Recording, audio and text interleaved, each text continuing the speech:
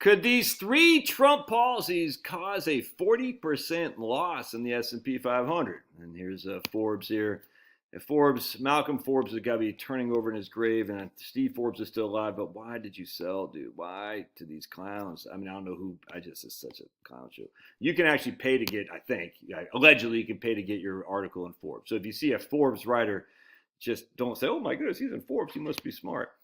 All right, the S&P dropped 15% in 1973 and 25% in 1974. All right, and then he says, if you had invested 1 million in the S&P 500 in 1972, right before the crash, it'd be worth 200 million today. All right, well, that's just, I hate that stuff. It's so stupid because who in 1972 had $1 million? All right, I mean, look, I'm 55. I'll be 55 this year, so I was 2 years old in 1972. So if you're 30 years old in 1972 and you had $1 million, all right, how many 30 years olds in 1972 had $1 million? So they'd be 55 today. They're 85 today. Very, very few. That's why that whole thing is just stupid. But anyway, so he attributes. Why you just said you want to go outside? He attributes why this could happen to right here. The three pillars of right here: tariffs, taxes, and deportations. First of all, on tariffs, I always find it funny the Democrats, Trump's tariffs going to lead to high costs. Like, what? But raising the corporate tax didn't.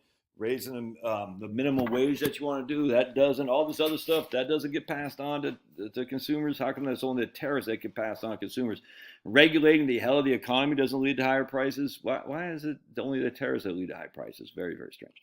Anyway, so tariffs, and I'm gonna throw you a curveball, man. I'm gonna throw you a curveball. So stay tuned to show you why he might be right. He might be right, which I always say, take some gains off the table if you're close or in retirement. Take the gains because he could be correct. Taxes, look, I don't really care what these people say. Deportation, let's friggin' do it, dude. All these people, we had it in Atlanta and San Francisco, in Portland. We had it in L.A. with all these people waving Mexican flags and burning American flags. Dude, get the hell out of here, man. Send them back. I don't care. I don't care, dude. Just get them the hell out of here. But Josh, don't you know they pick your blueberries? Okay, we have to figure out other ways to pick our blueberries, man. We don't want people waving the Mexican flags, burning American flags in our country. That's just a fact. So if you're here illegally, gotta go. Aloha. That means get the hell out of Dodge, dude. And you know what? I know it. Everybody knows this. Get the hell out of here.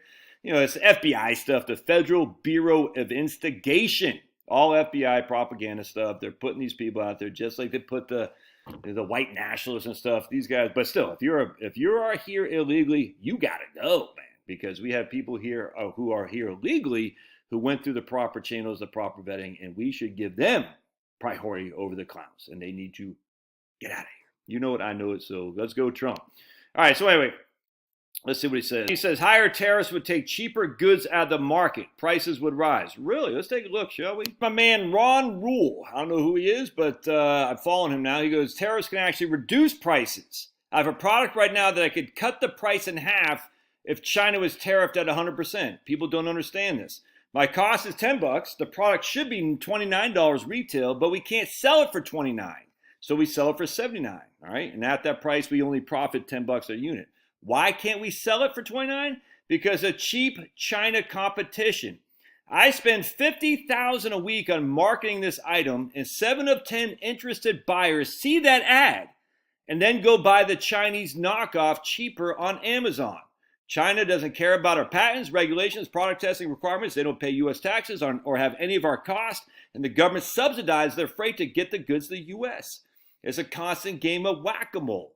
Shut one seller down and another one pops up in a week.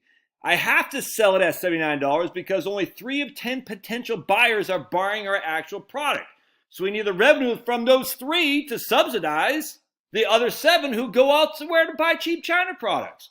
If the China sellers weren't able to undercut us our price due to tariffs, we would actually reduce our price to $29 because we could get all 10 customers as opposed to only 3. And I said, holy crap, this is exactly what I do.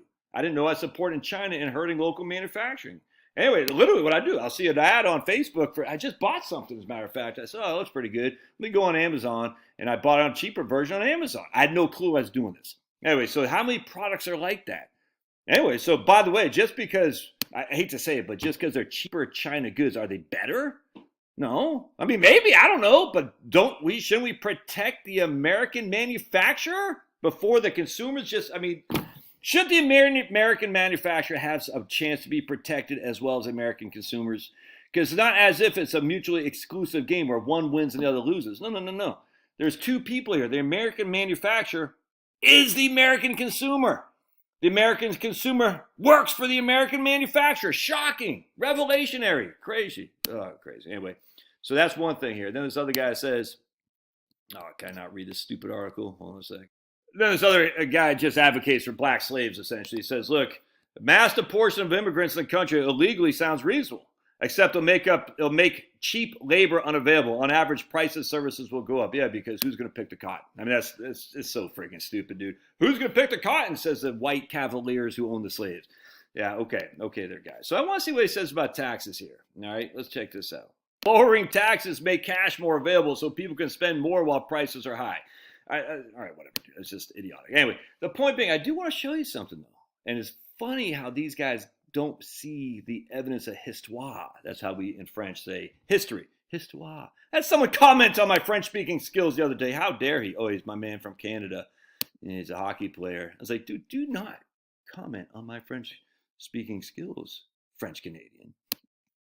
Go back to the S&P 500, and we're going to go back to 1871, shall we? Yes, we shall. And I'm going to show you inflation in the 1800s. So we had the major McKinley Tariff Act in 1890, and you can see we had 1890s implemented, deflation, no inflation, no inflation, deflation, deflation, deflation, no inflation, no inflation. And then I think McKinley won office in 1898 or 1900, I can't remember. But anyway, you can see we had a massive tariff in 1890 and no inflation to speak of. We had a massive tariff in 1930. That was Smoot-Hawley. We had no inflation to speak of. We also had a massive tariff in 1921, if memory serves, and no inflation to speak of. So you can see even the booming 90s, the highest inflation we had was 2.3, booming 200s, the booming 20s, the roaring 20s. The highest inflation we had was 2.3. So massive tariff in, is it 1921 or 22? I can't remember, but it was one of those years, and we had no inflation to speak of.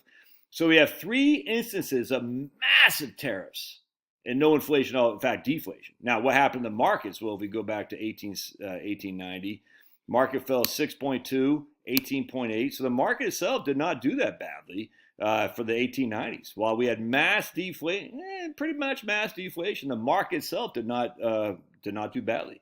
1920s, the market didn't do badly. Watch this. We had right here, 1920, 10, 29, 5, 27, 25, 11. 1930s, we had a huge depression. All right, so you can't say that the depression was caused by Smoot-Hawley. You just can't say that. It's silly to do that. But with that said, the market got crushed in 1930s. Did that mean the tariffs led to the market being in decline? I don't think so. In fact, we have evidence of the opposite in the 1920s and 1890s. The markets did quite well. And then we go back to 1973, 74. Or hell, we can go back to 1962 when the inflation started roaring its ugly head. So we had mass tariffs at this stage, mass tariffs. No, we had actually high union labor, high unions. We didn't have mass immigration. Now with Ted Kennedy and his insanity, because he was controlled, obviously, and the Republicans controlled in Simpson-Marcelli in 1986 Immigration Act. But be it as it may, controlled by big business. We didn't have much inflation initially here, but then we started to have mass inflation. Was this mass inflation due to tariffs? No. Was the S&P 500 going up due to tariffs? No, it just was not. So now what they'll say is, but look, 1980, well, okay, we started having more free trade. Did that have the is the reason we had massive growth in the S&P 500 because of free trade? Freer trade? You can make an argument there, but then you have to say, well, we had tariffs and we also had massive increase in the S&P 500. You got to make up your mind, economist. You got to make up your mind. Then you can say, well, high taxes will lead to lower growth, or low taxes will lead to higher inflation. It's just these guys are just freaking bean counters. They don't know the head from the freaking hole in the ground. Anyway, we don't know. I'm glad the deportations and glad the freaking tariffs, dude. About doggone time. Protect America first, baby. All right, love your thoughts. Smash that like button or paw the like button for Pablo. We'll see you guys.